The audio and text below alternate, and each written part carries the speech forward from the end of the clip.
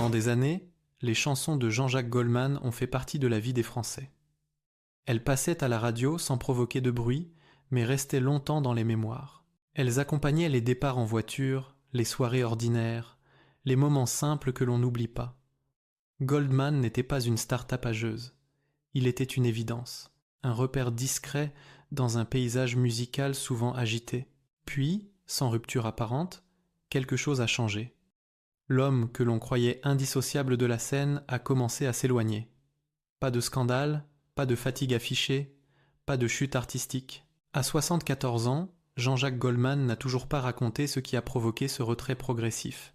Pourtant, derrière ce silence, une vérité s'impose peu à peu. Son éloignement ne s'explique ni par le succès, ni par le temps, ni par le désintérêt du public.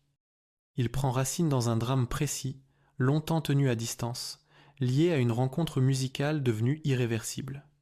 Comment un artiste qui croyait profondément au pouvoir protecteur de la musique a-t-il pu commencer à se méfier de la lumière ? Quel événement a transformé un créateur confiant en témoin silencieux ? Et si ce retrait n'était pas un abandon, mais la conséquence d'une prise de conscience trop lourde pour être portée sur scène ?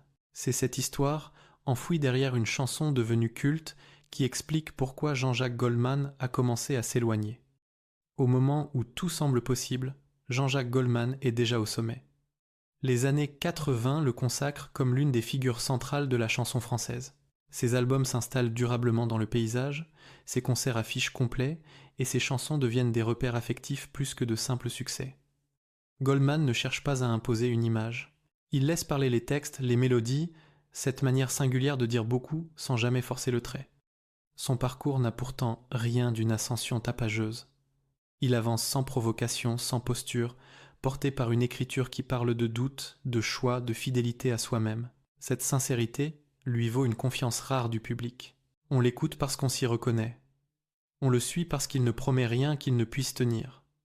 À cette époque, la scène n'est pas un piège, elle est un lieu de partage, presque un prolongement naturel de son travail d'auteur. Goldman devient aussi celui vers qui l'on se tourne. Il écrit pour les autres, offre des chansons, façonne des carrières sans jamais chercher à les contrôler. Il ouvre des portes sans mesurer pleinement le poids que cela représente. Pour lui, la musique reste un espace protégé où l'intention compte plus que l'exposition. La lumière est encore perçue comme un outil, jamais comme une menace. Rien, dans ces années de pleine reconnaissance, ne laisse présager un retrait futur. Au contraire, tout indique une continuité. Un artiste installé, respecté, capable de durer sans se trahir. C'est précisément ce qui rend la suite si dérangeante, car le basculement ne viendra ni d'un échec, ni d'une lassitude, mais d'un moment où cette certitude intime va se fissurer. Un moment où une chanson, pourtant écrite avec les meilleures intentions, va transformer la réussite en point de non-retour. C'est dans ce contexte, au cœur même de sa période la plus solide, que Jean-Jacques Goldman va faire une rencontre dont il ne mesurera les conséquences qu'après coup. La rencontre entre Jean-Jacques Goldman et Sirima ne ressemble en rien à une découverte mise en scène. Il n'y a pas de coup de projecteur, pas de récit spectaculaire, seulement une voix qui arrive jusqu'à lui au moment où il travaille sur une chanson encore incomplète. La base existe déjà dans sa structure, dans son intention, mais il manque une présence capable de lui donner un véritable équilibre. Goldman ne cherche pas une star. Il cherche une voix qui dise l'autre côté, celle qui retient, qui doute, qui résiste. Lorsque Sirima apparaît, ce n'est pas son ambition qui frappe, mais l'inverse. Elle avance avec une prudence presque déroutante. Elle ne se précipite pas, ne réclame rien, ne voit pas cette proposition comme un raccourci vers la célébrité. Elle veut comprendre ce qu'elle va chanter, mesurer ce qu'implique cette exposition. Cette retenue agit comme un signal fort pour Goldman. Il y voit une sincérité rare, une forme de protection instinctive face à la lumière. L'enregistrement se fait simplement, sans emphase. Goldman guide sans imposer. Sirima chante sans chercher à s'imposer non plus. La chanson prend alors une autre dimension. Là, Bas cesse d'être un monologue pour devenir une tension vivante entre deux voix qui ne peuvent se rejoindre. À la sortie du titre, le succès est immédiat. La France adopte la chanson, et avec elle cette voix inconnue devenue soudain familière. Goldman observe cette bascule avec une attention discrète. Il sait que le passage de l'ombre à la lumière est brutal. Il reste présent, mais en retrait, convaincu que le temps et la distance suffiront à protéger ce qui vient de naître. À cet instant précis, rien ne laisse encore deviner que cette rencontre, née d'une chanson, est déjà devenue un point de non-retour. Lorsque l'Abbas envahit les radios, Sirima ne devient pas célèbre par étapes. Elle l'est d'un seul coup. Sa voix s'installe dans le quotidien des Français sans qu'ils sachent vraiment qui elle est. Elle devient familière avant d'être reconnue. Pour beaucoup, elle n'est pas encore un visage, seulement une émotion. Cette célébrité soudaine n'a rien de triomphal pour elle. Elle ne la revendique pas. Elle l'accueille avec une réserve qui surprend ceux qui l'entourent. Autour de Sirima, le regard des autres change rapidement. Les sollicitations se multiplient, les attentes aussi. Là où il n'y avait qu'une musicienne libre apparaît désormais une artiste que l'on projette dans l'avenir, que l'on imagine déjà sur scène, en tournée, sous les projecteurs. Jean-Jacques Goldman observe cette bascule avec prudence. Il connaît la violence de la lumière lorsqu'elle arrive trop vite. Il ne pousse rien. Il n'accélère rien. Il accompagne sans diriger, convaincu que le respect du rythme protège mieux que l'urgence. Sirima, de son côté, continue d'avancer à contretemps. Elle accepte certaines propositions, en refuse d'autres, souvent sans se justifier. Cette retenue intrigue, parfois irrite, mais elle est respectée. Elle ne semble pas fuir la musique, seulement la manière dont elle peut exposer. À ce stade, rien n'est encore inquiétant, rien n'alerte clairement. Seulement une impression diffuse, presque imperceptible, qu'elle avance avec une vigilance inhabituelle pour quelqu'un que le succès vient de frapper. La chanson poursuit sa trajectoire, indépendante de ceux qui l'ont créée. Elle devient un symbole, un point de ralliement. Et pourtant, sans que personne ne le formule encore, quelque chose commence à se tendre autour de cette voix. L'histoire semble toujours belle, mais déjà, dans les interstices de la lumière, l'ombre commence à se former. Ce que la scène ne révèle jamais commence précisément à cet endroit. Derrière la voix que la France adopte, derrière cette image d'artiste discrète et presque fragile, Sirima vit une autre réalité entièrement coupée du regard public. Une réalité qui ne cherche pas à se montrer, qui se dissimule même volontairement, parce qu'elle n'a pas encore trouvé les mots pour être dite. Son succès agit comme un projecteur brutal, mais il n'éclaire pas ce qui se passe réellement. Il accentue, au contraire, les zones d'ombre. Dans sa vie intime, la tension s'est installée depuis longtemps.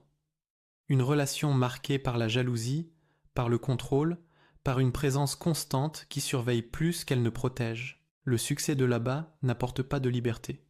Il aggrave l'enfermement. Chaque regard extérieur devient une menace. Chaque invitation professionnelle est vécue comme une intrusion. Sirima tente de composer, d'apaiser, de rassurer. Elle minimise ce qu'elle subit, convaincue qu'en gardant le silence, elle maintient un fragile équilibre. C'est là que certaines décisions commencent à intriguer. Elle refuse des tournées pourtant logiques. Elle évite les expositions prolongées. Elle préfère rentrer vite, disparaître après les concerts, rester hors champ dès que possible. À ceux qui l'entourent, ses choix paraissent prudents, parfois incompréhensibles. À personne, ils ne semblent urgents, car Sirima ne se plaint pas. Elle ne dramatise pas. Elle ne demande pas d'aide. Elle avance, comme si tenir était encore possible. Jean-Jacques Goldman, de son côté, ne perçoit que ce qui lui est montré. Il voit une artiste réservée, attentive à son rythme, soucieuse de ne pas se laisser emporter par le succès. Il respecte cela profondément. Il n'interroge pas. Il n'insiste pas. Il n'imagine pas qu'une telle retenue puisse cacher autre chose qu'un tempérament discret. Son rôle n'est pas celui d'un enquêteur. Il est un musicien qui accompagne une voix, pas un homme qui pénètre une intimité fermée. Pourtant, des signes existent. Ils sont épars, difficiles à relier.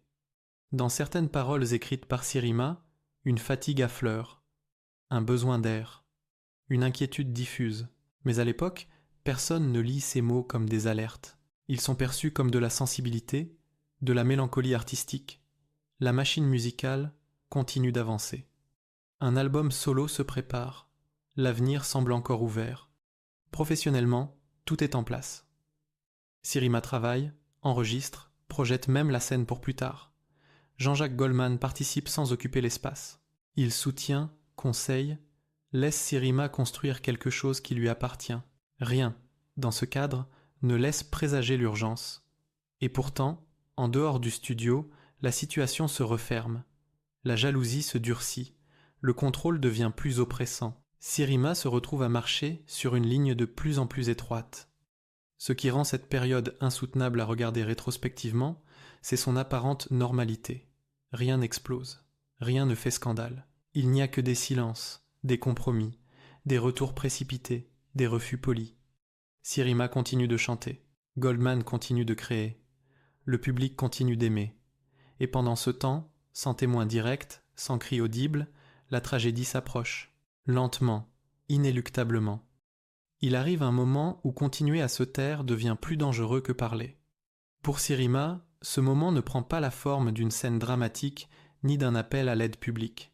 Il se présente comme une décision intime, tardive, presque apaisée en apparence. Reprendre sa vie, mettre fin à ce qui enferme, dire non. Elle croit encore que ce choix suffira à rétablir l'équilibre, que la lucidité et le courage peuvent désamorcer la violence. Elle se trompe sans le savoir. Ce qui suit ne laisse aucune place au retour en arrière. La violence surgit brutalement, sans avertissement, comme si tout ce qui avait été contenu jusqu'alors se libérait en quelques instants. La voix qui avait trouvé sa place dans le cœur de la France se tait à jamais. Le destin, qui semblait enfin s'ouvrir, se referme dans une stupeur absolue. Lorsque la nouvelle se répand, elle traverse le pays comme une onde de choc. La chanson que l'on fredonnait devient soudain insupportable à entendre. Le public découvre trop tard ce qui se jouait loin des projecteurs. Jean-Jacques Goldman reçoit cette annonce sans mots. Il n'y a pas de colère publique, pas de déclaration, pas de tentative d'explication. Seulement un silence lourd, immédiat, une sidération qui ne cherche pas à être partagée. Là où l'on aurait attendu un discours, il choisit l'effacement. Là où l'on aurait pu comprendre une mise en avant, il se retire. La musique, pour la première fois, ne suffit plus à dire ce qui s'est brisé. Dans les jours qui suivent, tout semble suspendu. Les projets s'annulent. L'album de Sirima est retiré non par stratégie, mais par incapacité morale à continuer comme si rien ne s'était passé. La disparition ne peut pas devenir un objet de promotion. Rien ne paraît juste. Rien ne répare. Goldman continue d'exister publiquement, mais autrement. Quelque chose s'est déplacé définitivement dans son rapport à la création. Ce déplacement apparaît dans un geste discret, presque imperceptible, qui deviendra pourtant chargé de sens. Goldman continue de chanter la basse. Il ne la bannit pas, il ne la transforme pas en relique. Mais il ne chante plus la partie de Sirima. Il laisse le public reprendre ses mots à sa place. Ce silence au cœur même de la chanson devient un hommage sans discours, une absence assumée. Comme si cette voix ne pouvait plus être remplacée, comme si la combler aurait été une trahison. Avec le temps, ce choix devient une frontière. Il ne s'agit plus seulement de mémoire, mais de position. La scène n'est plus un espace neutre. Elle est traversée par une responsabilité nouvelle, douloureuse. Goldman comprend alors que la lumière n'est pas seulement ce qui révèle. Elle est aussi ce qui expose, parfois sans protéger. Cette prise de conscience ne se dit pas. Elle s'inscrit dans les actes, dans les retraits successifs, dans cette distance grandissante avec l'avant. C'est ici que tout change, sans date officielle, sans annonce. À partir de ce moment-là, Jean-Jacques Goldman ne regardera plus jamais la scène de la même manière. Et sans jamais nommer le drame, sans jamais le raconter, il commencera à s'en éloigner. Non par oubli, mais parce qu'il a compris qu'il existe des rencontres si fortes qu'elles laissent une trace que même la musique ne peut effacer. Après ce drame, Jean-Jacques Goldman ne disparaît pas brutalement. Il n'y a ni déclaration officielle, ni rupture nette, ni volonté affichée de tourner la page. Tout se fait plus lentement, presque à l'insu du public. Il continue d'écrire, de travailler, de collaborer, mais quelque chose s'est déplacé dans sa manière d'occuper l'espace. La scène, autrefois évidente, cesse peu à peu d'être un lieu naturel. Elle devient chargée d'une mémoire silencieuse qu'il ne cherche ni à effacer ni à exhiber. Les années passent et son rapport à la visibilité change.